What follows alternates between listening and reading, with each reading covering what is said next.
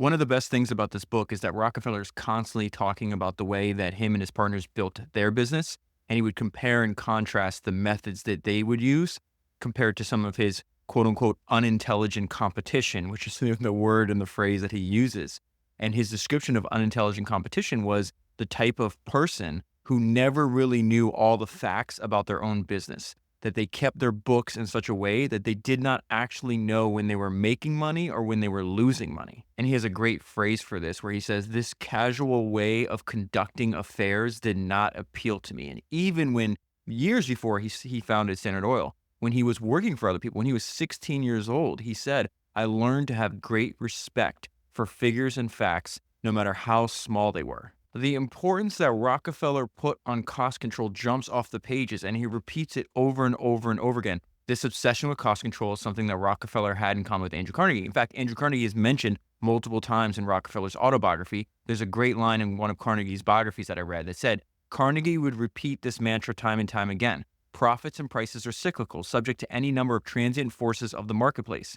Costs, however, could be strictly controlled. And in Carnegie's view, any savings achieved in costs were permanent. This shared obsession is something that I was talking about with my friend Eric, who's the co-founder and CEO of Ramp. Ramp is now a partner of this podcast. I've gotten to know all the co-founders of Ramp and have spent a ton of time with them over the last year or two. They all listen to the podcast and they picked up on the fact that the main theme from the podcast is on the importance of watching your costs and controlling your spend, and how doing so gives you a massive competitive advantage over your quote-unquote unintelligent competition, in Rockefeller's words. That is a main theme for Ramp. The reason the Ramp exists is to give you everything you need to control your spend. Ramp gives you everything you need to control your costs. In this book, Rockefeller lays out a blueprint for success in any endeavor, and on his list, two of the things that are on his list is control expenses and invest in technology that helps you become more efficient.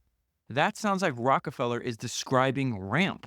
Ramp gives you easy-to-use corporate cards for your entire team, automated expense reporting, and cost control. Ramp can completely automate all of your expense management. If you've read a bunch of biographies of history's greatest entrepreneurs, or if you've listened to a bunch of episodes of this podcast, you know that watching your cost is not optional. It's exactly what Sam Walton said in his autobiography. He said, "Our money was made by controlling expenses. You can make a lot of different mistakes and still recover if you run an efficient operation, or you can be brilliant and still go out of business if you're too inefficient. Ramp helps you run an efficient organization. Ramp is everything you need to control spend and optimize your financial operations on a single platform." Ramp's website is incredible. Make history's greatest entrepreneurs proud and dominate your unintelligent competition by going to ramp.com to learn how they can help your business control costs. That is ramp.com. So the book that I want to talk to you about today was published all the way back in 1909 when John D. Rockefeller was 70 years old. It's called Random Reminiscences of Men and Events. In his own words, advice and perspective from the wealthiest man in history, written by John D. Rockefeller. And he wrote the book with the intention that the only readers would be his friends and family. So he actually talks about this. There's a very short preface in the book. And he says, "It has not been my custom to press my affairs forward into public gaze." That is the understatement of the century. Rockefeller loved secrecy. "But I have come to see that if my family and friends want some record of things which might shed light on matters, it is right that I should yield to their advice and in this informal way go over again some of the events which have made my life interesting to me." So he talks about why did he name it Random Reminiscences of Men and Events? Because that's exactly what it is. When these reminiscences were begun, there was no thought that they should ever go so far as to appear between the covers of a book. They were not prepared with the idea of even an informal autobiography. There was little idea of order or sequence and no thought whatsoever of completeness. The book really does function as if you had a conversation with Rockefeller. And in that conversation, he's just talking about the most vivid memories from his life and the lessons and perspectives that he gained from those experiences. And so before I move on to the first chapter, I just want to go back to what he said in the preface, that it has not been my custom to press my affairs forward into public gaze. So there's a maxim that reappears over and over again in the history of entrepreneurship. I call it bad boys move in silence. Sometimes this is stated, sometimes just implied through their actions. But when you find something, the advice I think that you would derive from the history of entrepreneurship is that once you find something that's working, shut up about it. And in fact, I heard a great story about this. So I have to be intentionally vague here. I can't say who this is, but a friend of mine just had a meeting and a conversation with a person that I've made an episode about in the past. That unnamed founder told my friend, "Hey, what you have is working, so shut up about it." And he went on to tell my friend that all the attention that he got when his thing was working over the past few decades created a lot of unwanted competition for him. Rockefeller was the exact same way. I feel the best biography ever written about Rockefeller was actually, I covered it all the way back on episode 254. The book is almost impossible to find. I think it was published in like 1970. It's called John D., the Founding Father of the Rockefellers by David Freeman Hawke. There are many examples in that book of Rockefeller favoring secrecy. So I just want to read this one paragraph from that book to you. He transmitted messages in code, and secrecy covered all of his operations. It's all too true, he admitted later on, but I wonder what general ever sends out a brass band in advance with orders to notify the enemy that on a certain day he will begin an attack. So if you haven't had a chance, make sure you go back and listen to episode 254 and try to find that book if you can. It goes into great detail about how secrecy was so important to the way that Rockefeller built his business. So the first chapter of this book, he dedicates to friends. And he immediately tells us why. In looking back over my life, the impressions which come most vividly to my mind are mental pictures of my old associates. This is also something that recurs over and over again. I don't know if I mentioned it on the last episode of Sam Zell, but my friend that was mentored and essentially best friends with Sam for decades was with him on his deathbed. And one of the most important lessons that I learned from that is Sam wasn't talking about, look at all the billions of dollars I have in my bank account. He was reminiscing and talking about all the great times they had together and the adventures and the fun. And so when Rockefeller's writing these words, he's the richest person, arguably the richest person on the planet. And the entire first chapter is just about all the characters, and most of these become business partners. So the first person that he talks about, this guy makes me laugh so much. He says, "I shall never forget my first meeting with Mr. John D. Archbold." And so Rockefeller's saying, I met him 35 or 40 years ago. And at the time, it is the very early days of the oil industry. And so Rockefeller's traveling all over the oil region. He goes to check into a hotel. The hotel is full of oil men. And when you go to check in a hotel, you write down your name. So he sees the names of all the guests that are already at this hotel. And one name in particular sticks out to him. He sees John D. Archbold, $4 a barrel. And Rockefeller explains why that caught his eye. He was such a young and enthusiastic fellow that he added his slogan, $4 a barrel, after his signature on the register, so that no one might misunderstand his convictions. This was a battle cry. The battle cry of $4 a barrel was all the more striking because crude oil was selling then for much less. His enthusiasm, his energy, and his splendid power over men have lasted. And so before we go over this funny story that Rockefeller's about to tell you and I about Archbold, one thing to know when you study Rockefeller's career, one of the great ideas that he had was he thought it was wise to hire talent as found, not as needed. And many of his long-term partners were founders. He essentially, the way to think about it is he builds a team of founders. And so in this first chapter, he's going to talk a lot about the kind of person that would wind up cooperating with Standard and essentially folding their oil company inside of his own. So back to John D. Archbold, he tells a story later on. They're engaged in some kind of lawsuit, and so there's an opposing counsel that is interrogating Mr. Archbold. So he says he's always had a well-developed sense of humor. When he was on the witness stand one time, he was asked by the opposing lawyer, "Mr. Archbold, are you a director of this company?" And that company is Standard Oil. And he says, "I am." And he says, "What is your occupation inside of this company?" And he promptly answered, "To clamor for dividends." So in addition to sense of humor, Rockefeller said, "I can never cease to wonder at his capacity for hard work. I have received much more credit than I deserve for the success of Standard Oil. It was my good fortune to help to bring together the efficient men who are the controlling forces of the organization and to work hand in hand with them for many years." So keep in mind as he continues this, some of these memories are for 30, 40, 50 years in the past. He says, "They were faithful and earnest friends. We had worked together through many difficulties and had gone through many severe trials together. We had discussed and argued and hammered away at questions until we came to agree. And it has always been a happiness to me to feel that we had been frank and above board with each other. Without this, business associates cannot get the best out of their work." When you read a lot about Rockefeller, you can't help but think a lot about Jeff Bezos. I think they have a lot of similarities. In fact, I always say like the two best strategists that I've ever covered or I've ever studied is, I would say, John D. Rockefeller and Jeff Bezos, maybe throw in Jay Gould in there as well.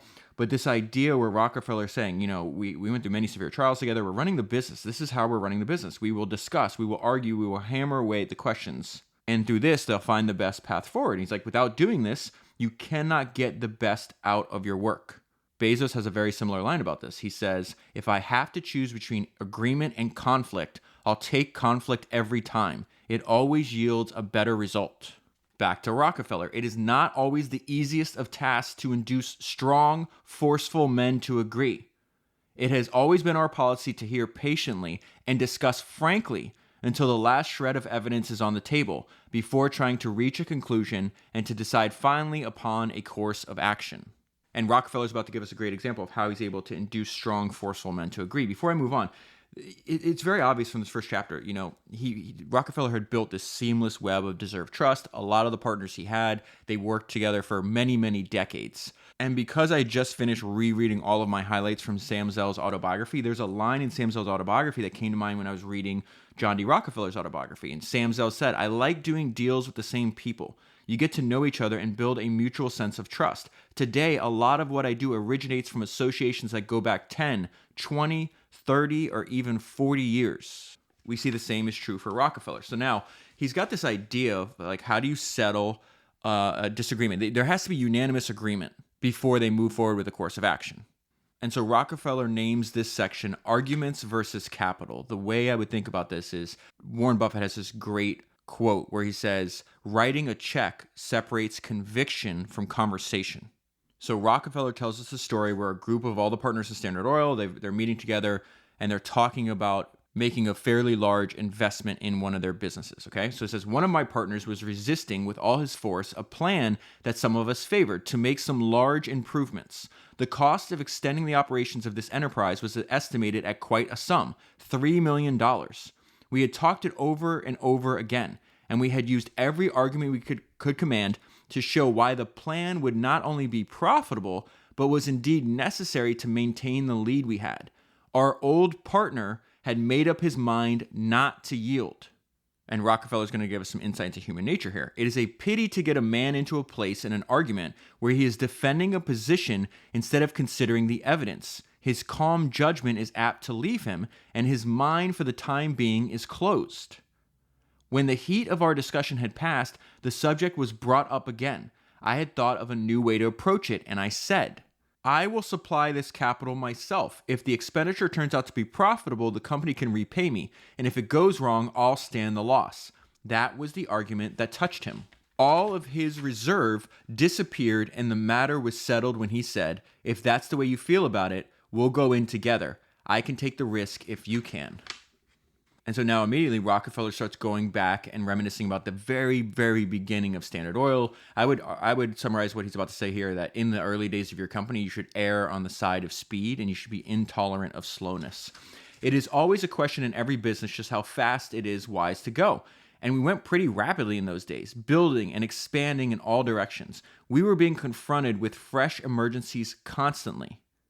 And then he describes the partners he had in the early days of Standard Oil. We had with us a group of courageous men who recognized the great principle that a business cannot be a great success that does not fully and efficiently accept and take advantage of its opportunities. Do everything and you will win is the way I would summarize what he's saying to us. In fact, there's an insane excerpt or an insane paragraph in Ron Chernow biography of Rockefeller, Titan. And he says, such was Rockefeller's ingenuity, his ceaseless search for even minor improvements. Despite the unceasing vicissitudes of the oil industry, prone to booms and busts, he would never experience a single year of loss.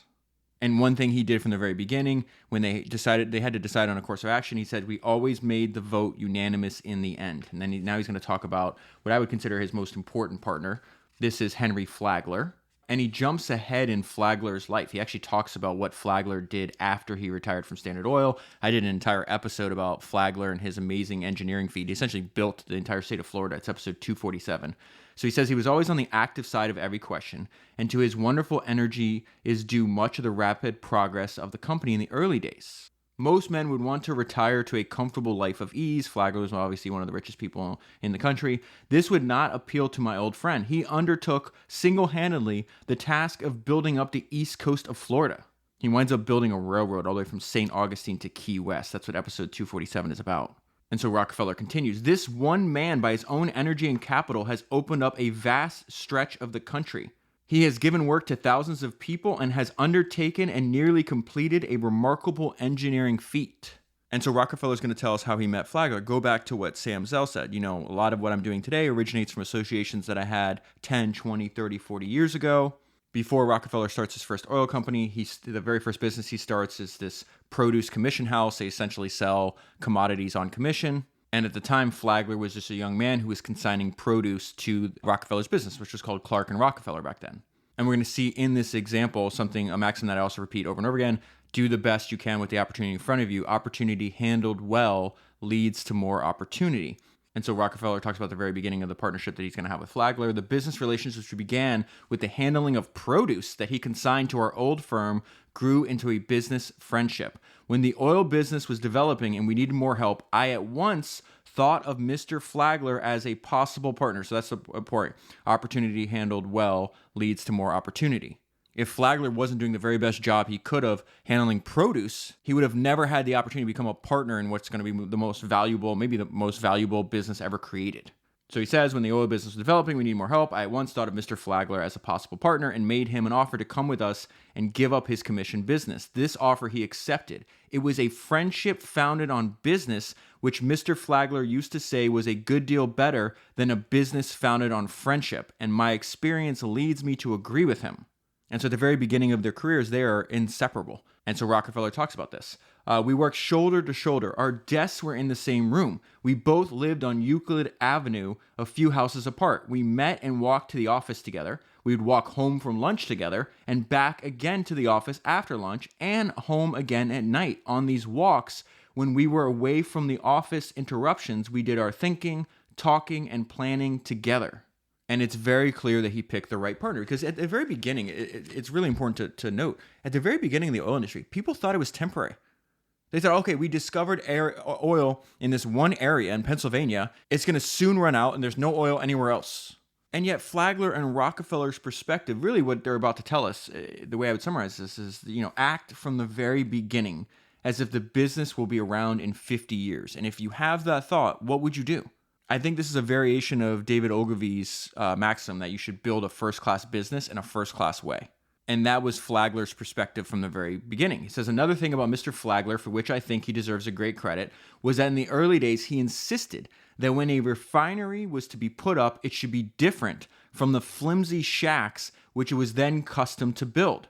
He always believed that if we went into the oil business at all, we should do the work as well as we knew how, that we should have the very best facilities, that everything should be solid and substantial, and that nothing should be left undone to produce the finest results. He followed his convictions of building as though the trade was going to last, and as a result, he laid strong foundations for later years.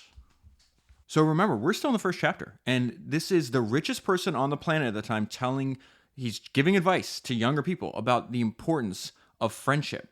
He says these old men's tales will be valuable to the next generation, and they will not be useless, he says, if the stories make young people realize how, above all other possessions, is the value of a friend in every department of life without any exception whatsoever.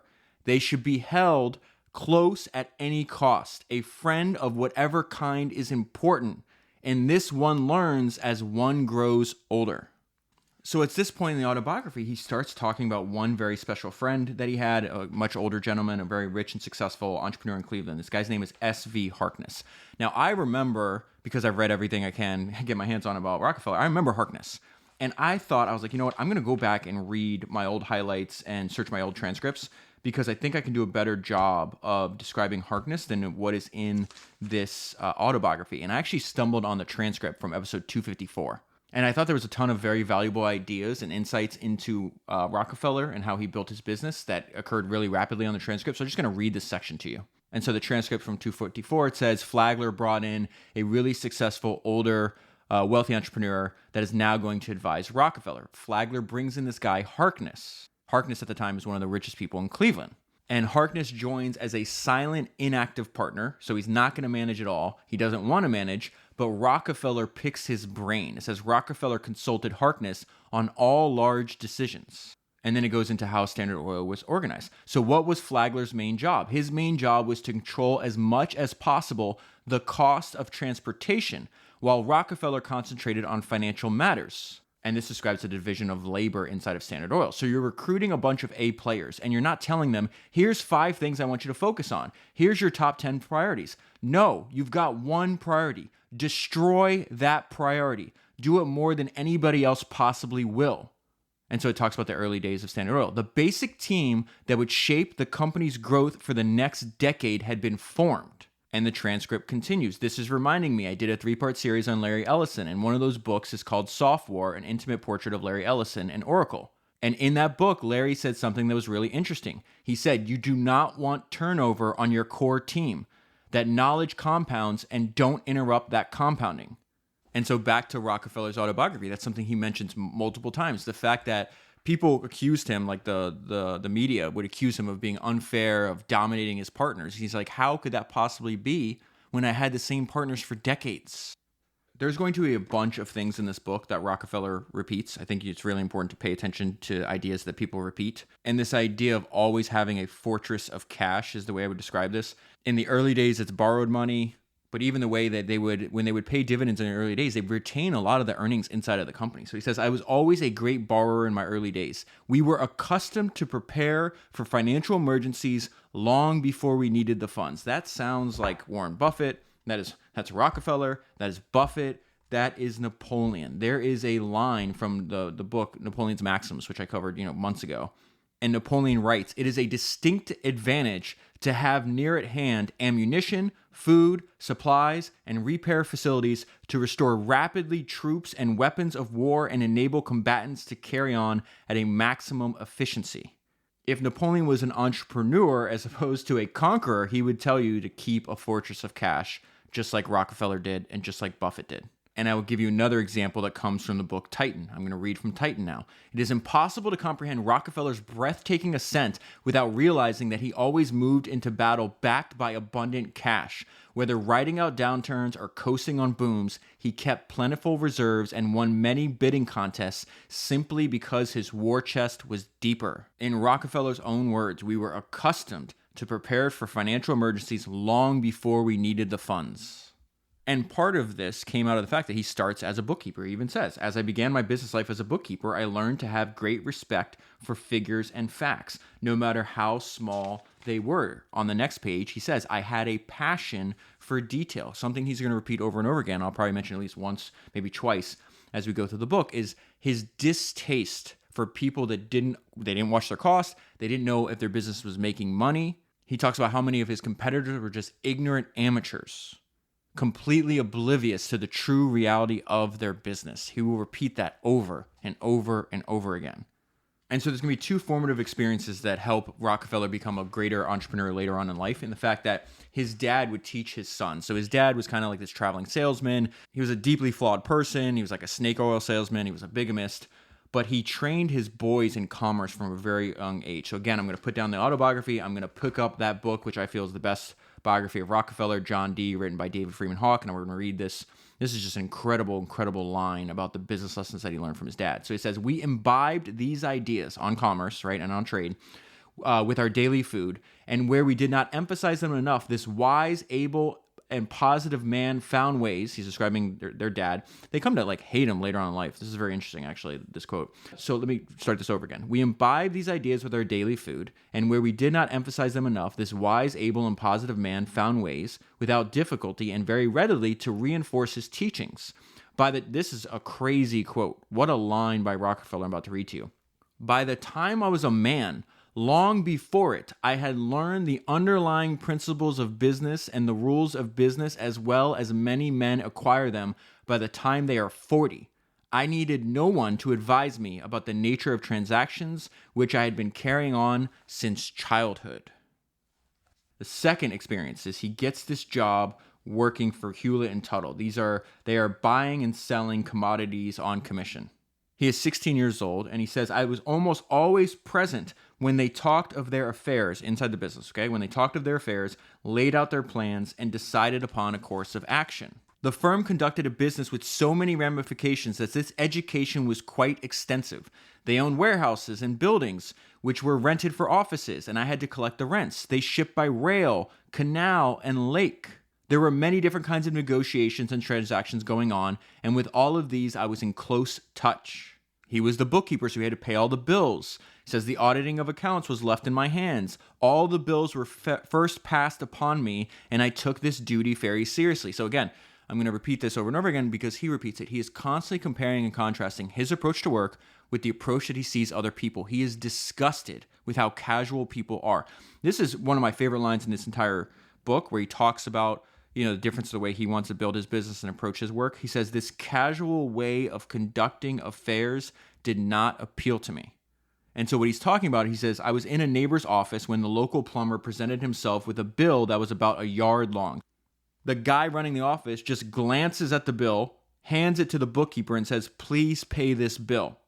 That is not how Rockefeller is going to do things. He watched his costs down to the penny. He says, I would study the same plumber's bill in great detail, checking every item. And that's when he says that line again that I absolutely love, describing the effort, the lack of effort from his neighbor. It really disgusts him. He says, this casual way of conducting affairs did not appeal to me. I made up my mind that such business methods could not succeed. And so within a few years, he knows the business better than the actual founders of the company. There's some minor disagreement over, they offered him, $700 a year salary. He thought he was worth $800. And really, he was always going to be an entrepreneur. He's always going to be his own man. And so he decides, hey, I'm just going to leave this. I'm going to do the exact same business as they do, but I'm going to do it on my own account. And so he starts his own commission house. It's called Clark and Rockefeller. And they do an incredible amount of business right away. Their first year of sales amounts to over $500,000. And this is one of my favorite things that he ever says in the book. If you go to sleep on a win, you'll wake up with a loss. This is what he says to himself. He's this inner monologue as he goes to sleep every night. As our success began to come, I seldom put my head upon the pillow at night without speaking a few words to myself in the wise. Now a little success. Soon you will fall down. Soon you will be overthrown. Because you've got a good start, you think you're quite a merchant. Look out, or you will lose your head. Go steady. These intimate conversations with myself had a great influence on my life. I was afraid I could not stand my prosperity and tried to teach myself not to get puffed up with any foolish notions. If you go to sleep on a win, you'll wake up with a loss. Although Rockefeller is very good at hiding it and controlling his emotions, most people that know him say he had a mask in between him and the outside world. You could clearly tell that he's got a big ego, and that arrogance, I feel, can fuel you, especially if you keep that arrogance to yourself. And so it's very obvious, he recounts a lot of things that happened to him in his early life. It's he's got this chip on his shoulder that he uses as fuel. He's just you don't think I'm good enough, I will show you. And so he's even talking about things that happen inside of his church. He's a member of a church that is a small satellite to this larger church. And the larger church is very demeaning and doubtful of the success of this smaller satellite version. And he says, when I was but 17 or 18, I was elected as a trustee in the church. And occasionally I had to hear members who belonged to the main body speak of the mission as though it were not quite as good as the big mother church. This strengthened my resolve to show them that we could paddle our own canoe. And in this story, he takes over the finances of the church, which were in complete disarray, raises all the money they need to build the church and to fix everything, and vastly exceeds everybody's expectations because they didn't expect much from this tiny church. And this is the summary. I hope that the members of the mother church were properly humiliated to see how far we had gone beyond their expectations. And there's going to be several examples of that throughout Rockefeller's life, where whether it's partners, competitors, really anybody that's doubting his talents, he kind of reacts with that chip on the shoulder. Another thing that he repeats over and over again is that all the great things in life come from compounding. And we're going to get to this later when they're just paying themselves incredible amount of dividends. And he talks about where that actually source of dividends originates. But he's going through the beginning of Standard Oil, which again, this book is not in chronological order by any means, but it's just two or three sentences here that I think is important because again, he repeats a handful of things multiple times throughout the book. One of them is the fact that all great things come from compounding. This powerful organization has not only lasted, but its efficiency has increased over the years. For years, the Standard Oil Company has developed step by step. That line that Standard Oil was developed step by step over a long period of time is very important to Rockefeller. In fact, a few pages later, he talks about the very beginning of both the company and the entire oil industry at large. And he says, none of us ever dreamed of the magnitude of what proved to be the later expansion. We did our day's work as we met it, keeping well to our opportunities and laying our foundations firmly. I think at this point we have to bring in Charlie Munger again, because he has this line that Munger would also repeat. And Munger said, 98% of our attention was devoted to the task at hand. We are believers in Carlyle's prescription that the job a man is to do is the job at hand and not see what lies dimly in the distance.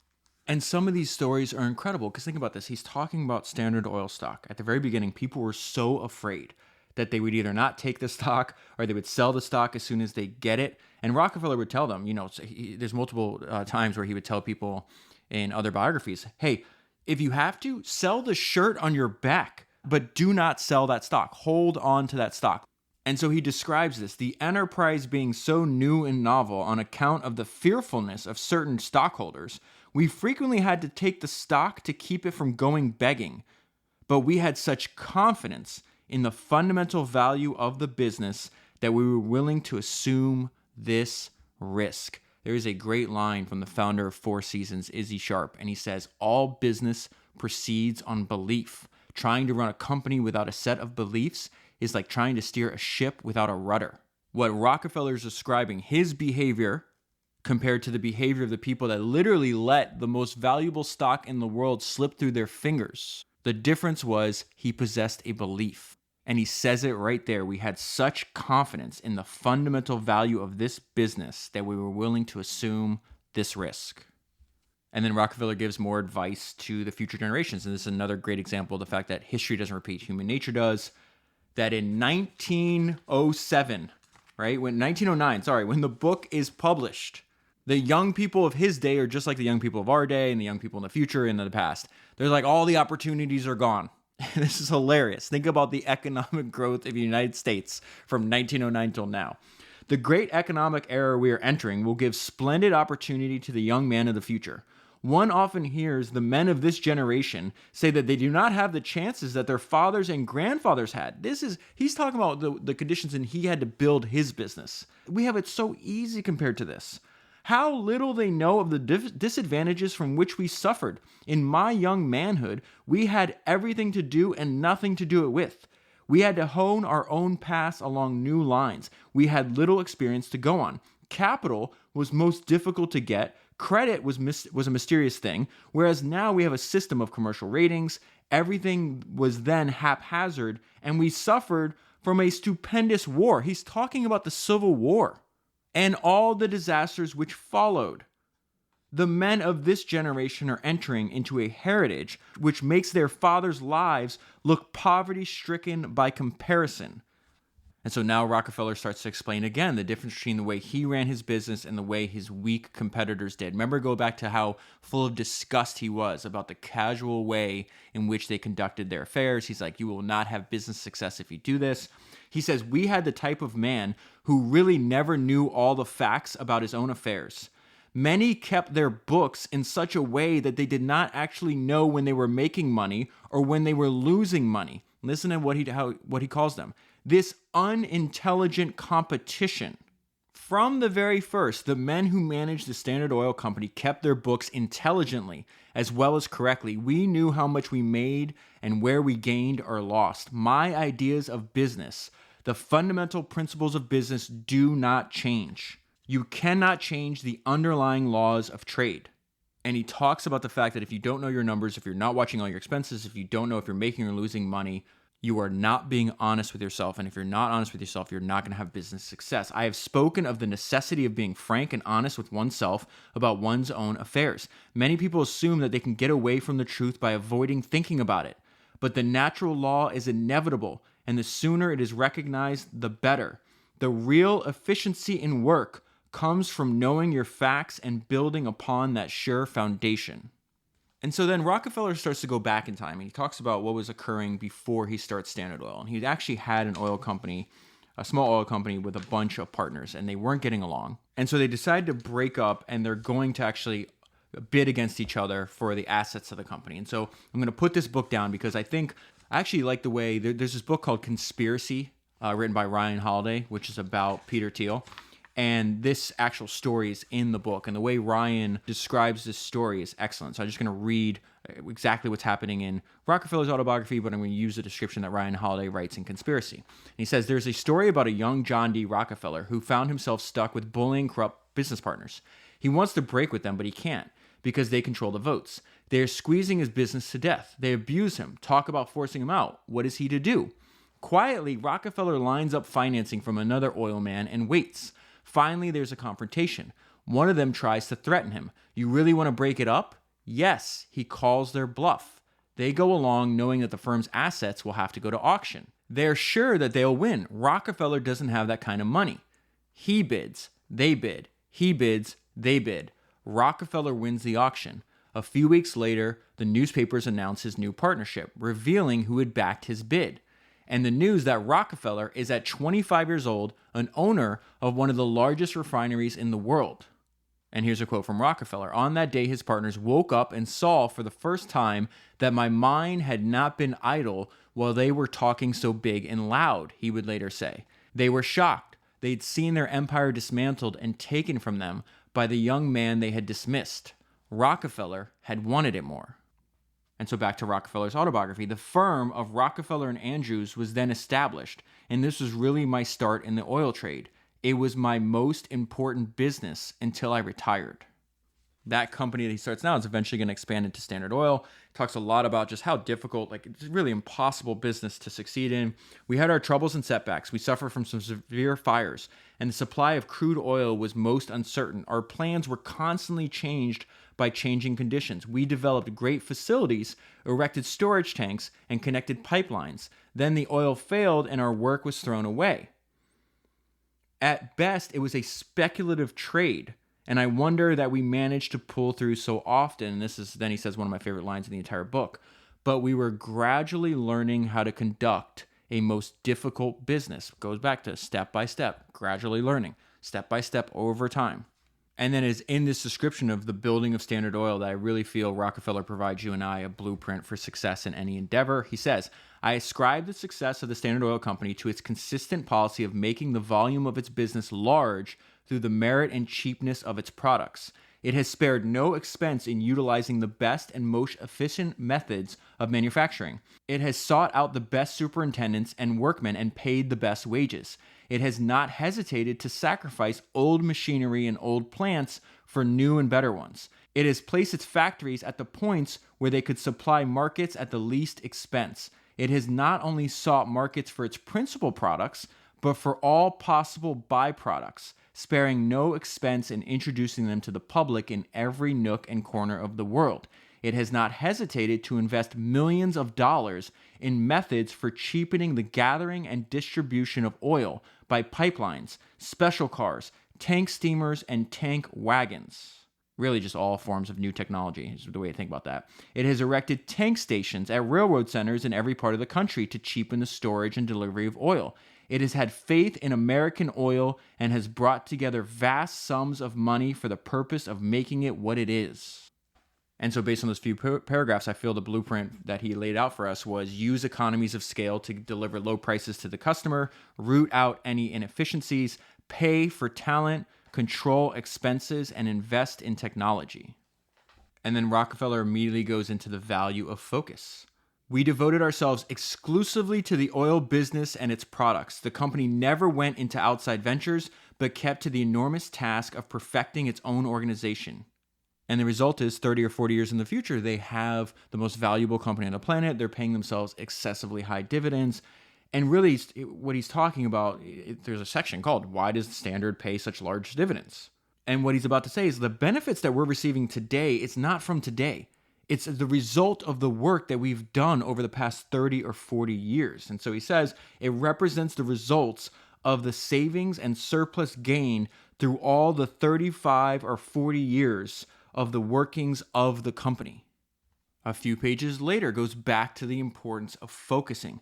This company is interested only in oil products and such manufacturing affairs as are legitimately connected there within. It has plants for the makings of barrels and tanks and building pumps for pumping oil. It owns vessels for carrying oil, tank cars, pipes for transporting oil, but it is not concerned in speculative interests. The oil business itself is speculative enough, and its successful administration requires a firm hand and a cool head. And so one of the advantages that is paying dividends to me now as a result of things I did in the past is, like, for years I've been going and keeping track of everything I read, the highlights, the notes. And on the notes of what I've read in the past, because I read this book, for the first time maybe like 4 or 5 years ago, something like that. I went back and I was like, what else? Like, I went over all my notes from the book, and then in those notes I found other things that I was reading at the time. And when I was reading Rockefeller's autobiography for the first time many years ago, at the same time, I was reading this essay that came out in 2018. The essay is called Amp It Up. It is by Frank Slootman, who was the CEO of Data Domain and ServiceNow and Snowflake. And so what I did is I printed out Amp It Up, and then I read the whole thing again. I was like, wow, I forgot how great this essay is. And I found a paragraph that is related to exactly what he just said. He's like, listen, we're only interested in oil products and such manufacturing affairs as are legitimately connected therein. And so one thing that Frank Slootman says in this essay is the importance of narrowing your focus. So I actually just want to pull a couple sentences out from the essay because I think it's excellent. He says, the fastest way to move a dial is to narrow the focus. People naturally resist focus because they cannot decide what is important. Therein lies a problem. People can typically tell you after some deliberation what their top 3 priorities are, but they struggle to decide on just one. Rockefeller just told us what his number 1 top priority was. And so Frank Slootman continues, what is too much and what is too little focus? Do you even ever discuss this? Most teams are not focused enough. I rarely encountered a team that employed too narrow an aperture. It goes against our human grain. People like to boil oceans. Just knowing that can be your advantage. When you narrow your focus, you are increasing the resourcing on the remaining priority. So I actually had to ask, I asked ChatGPT what people like to boil oceans means. And it says that people like to boil oceans implies that someone is tackling an issue in a way that's far too broad or trying to address too many things at once.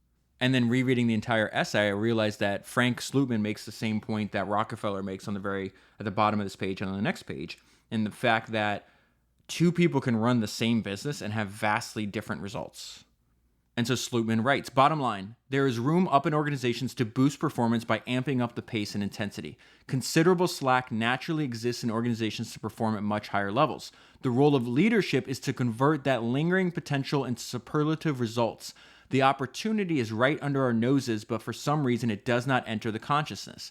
This notion is not limited to business enterprises. We see in professional sports all the time how teams go almost overnight from losing to winning with basically the same roster, but different leadership. Call it what you want. Whatever it is, it's real. Anybody can dial into it, but not many do. The role of a leader is to change the status quo, step up the pace, and increase the intensity. Some people drain energy from organizations, not leaders. They engulf organizations with energy. And so Rockefeller describes this as character is the essential thing.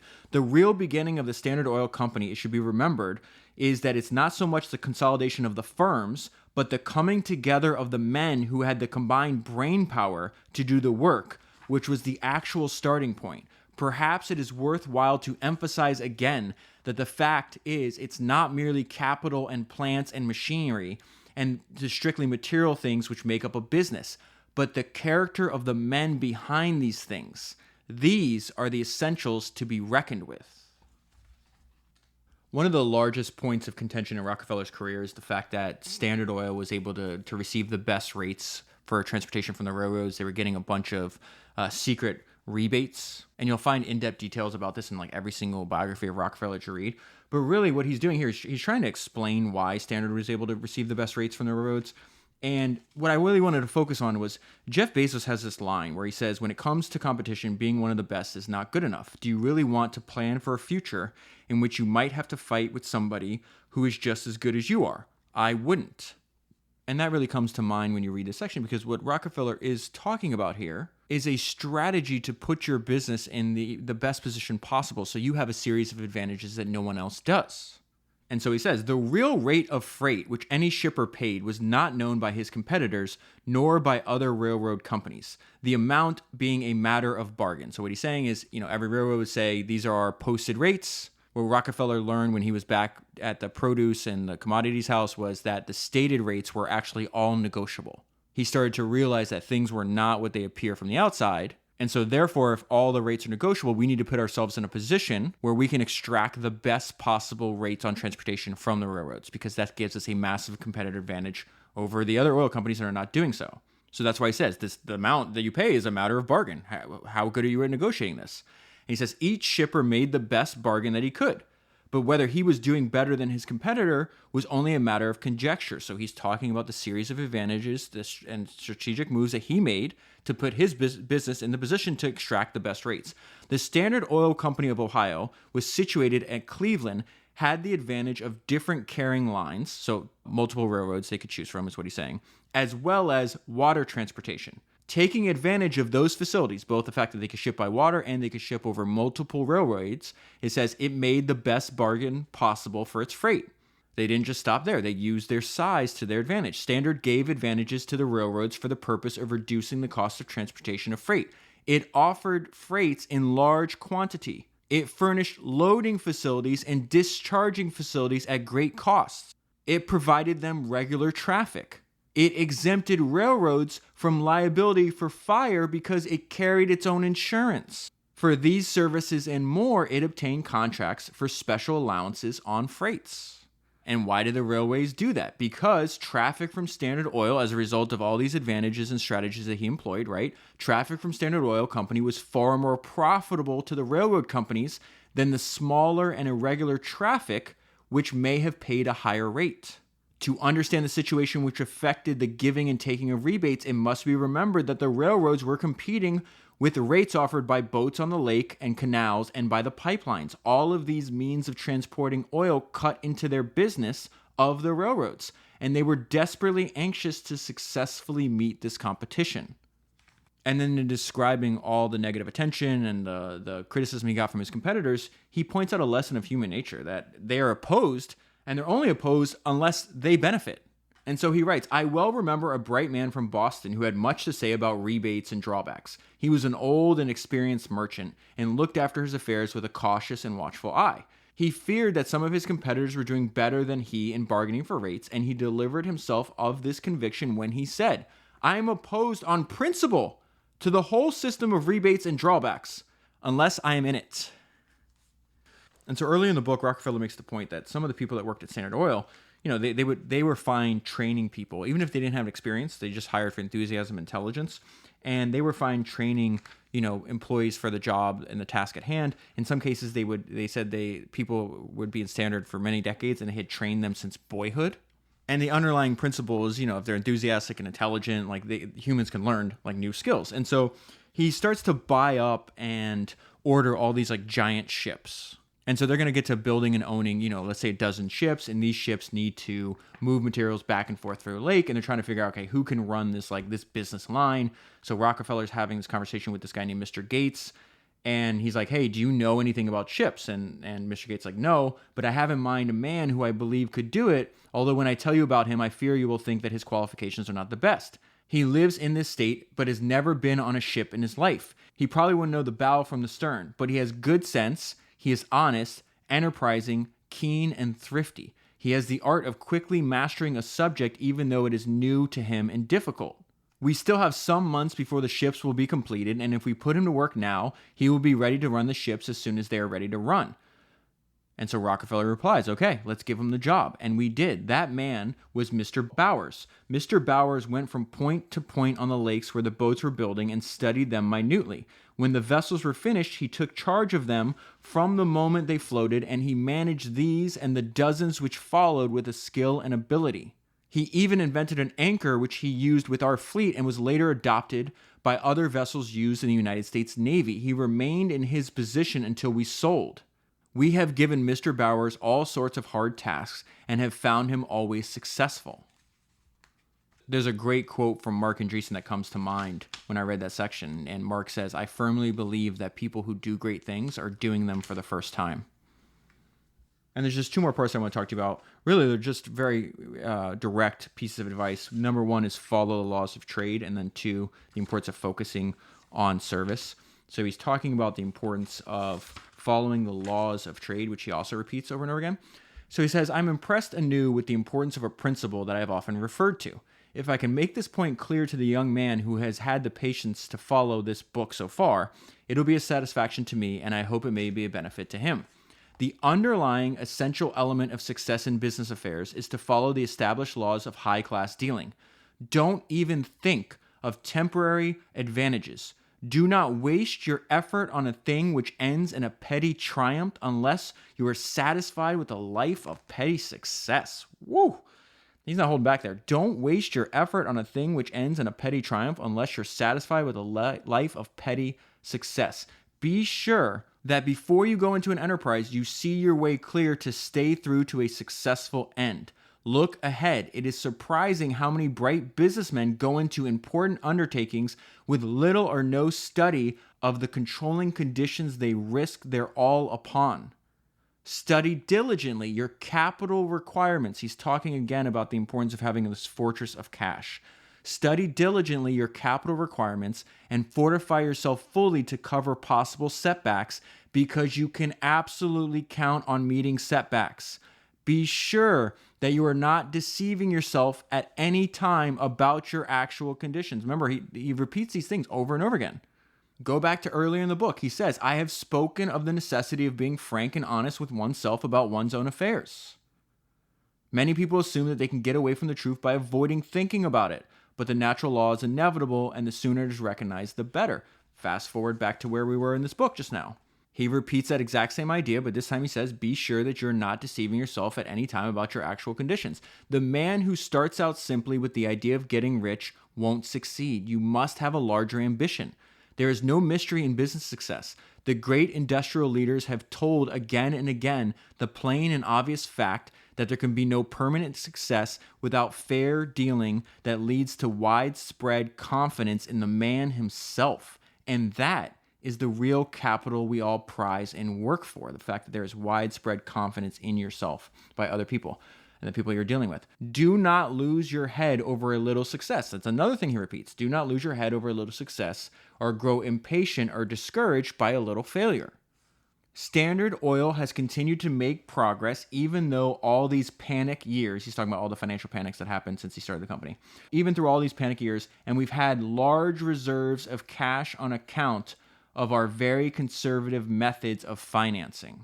And just in case you thought he was done, no, he's not. He repeats this again. Know your numbers. You need to know your business down to the ground. Here again would venture to utter a word of caution to businessmen.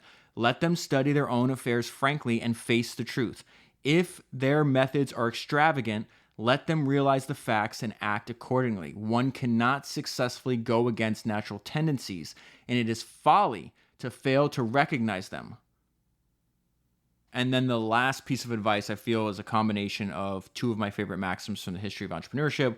The first maxim comes from Henry Ford. Henry Ford says that money comes naturally as a result of service. And then Edwin Land says, "Don't do anything someone else can do." So Rockefeller says, "If I were to give advice to the young man starting out, I should say to him, do not begin your business career with the idea of getting from the world by hook or crook all you can. In the choice of your profession, let your first thought be, where can I fit in that I may be the most effective in the work of the world? Where can I lend a hand in a way that most effectively advances the general interest? If you choose your vocation in that way, you have taken the first step on the highest road to a large success. Investigation will show that the great fortunes which have been made in this country have come to men who have performed great and far-reaching economic services. The man will be most successful who confers the greatest service on the world." That is why Henry Ford says that money comes naturally as a result of service. "Commercial enterprises that are needed by the public will pay. Commercial enterprises that are not needed fail and ought to fail." This is when he gets into you shouldn't be doing things that other people can do. "The one thing that you would be most careful to avoid in your investment of time and effort is the unnecessary duplication of existing industries." You should regard all money spent in increasing needless competition as wasted, and worse. The man who puts up a second factory when the factory in existence will supply the public demand adequately and cheaply is wasting the national wealth and destroying the national prosperity. The single greatest obstacle to progress lies in the willingness of so many men to invest their time and money in multiplying competitive industries instead of opening up new fields. It requires a better type of mind to seek out and to support and create the new than to follow the worn paths of accepted success. The penalty of such a selfish attempt is to go on living without contributing to the progress or happiness of mankind. And I think those are great words of advice to close on, to dedicate your life to building something that contributes to the progress and happiness of mankind. For the full story, highly recommend reading the book. If you buy the book using the link that's in the show notes in your podcast player, are available at founderspodcast.com. You'll be supporting the podcast at the same time. One piece of advice I would have, if you haven't yet read a biography of Rockefeller, do not start with this one. I think you'll understand the context in this book a lot better if you just read a biography of Rockefeller before you read this book. And with that, that is 368 books down, 1,000 to go, and I'll talk to you again soon.